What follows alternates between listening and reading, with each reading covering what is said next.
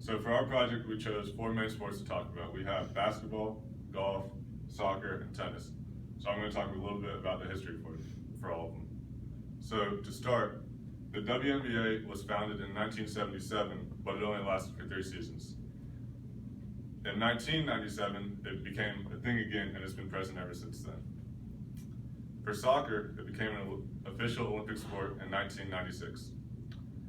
The LPGA Tour was founded in 1991, and the Women's Tennis Association was founded by Billie Jean King in 1973.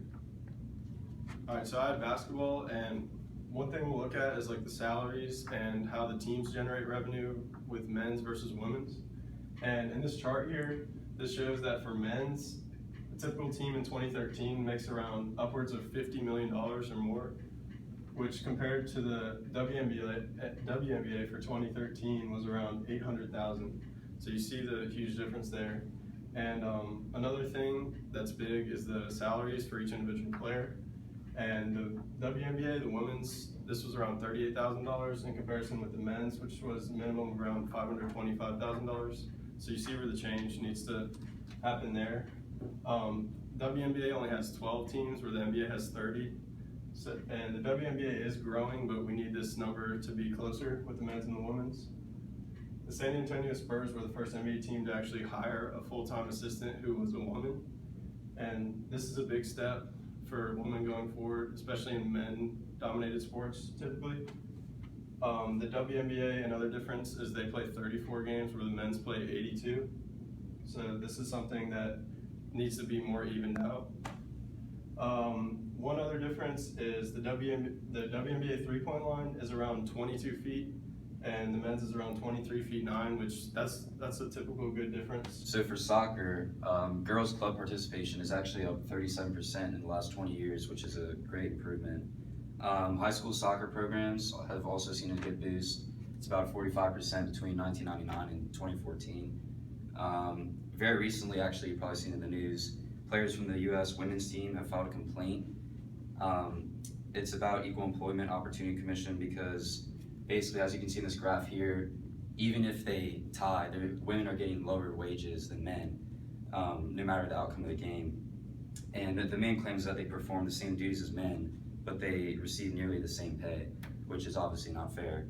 And down here, the EEOC complaint list that U.S. Soccer projects that women's teams will have actually more profit in 2016 and 2017 seasons, which is obviously good. And when it comes down to differences between men and women, gameplay, there aren't many.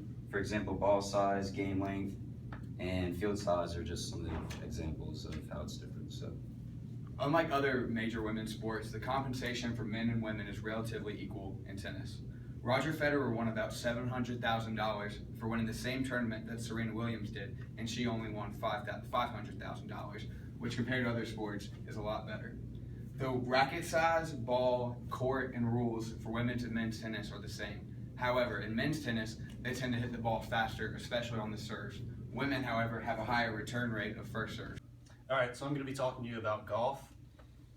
So differences between the LPGA Tour, which is the women's tour, and the PGA Tour, are the fact that the LPGA Tour only has 34 events, whereas the PGA Tour has 47, with total prize money of $325.2 million, which considerably, in comparison to the LPGA Tour, is a lot more. Sponsors usually are similar in the sense too, which is one of the things that relates the LPGA Tour and the PGA Tour together so well. In fact, in the LPGA Tour about 10 years ago, there was a female golfer named Annika Sorenstam who actually competed with the men, and she actually made the cut. And while men were very upset about this at first, they realized that even though she was a woman, she could play the game as well and had just as equal opportunity as she did.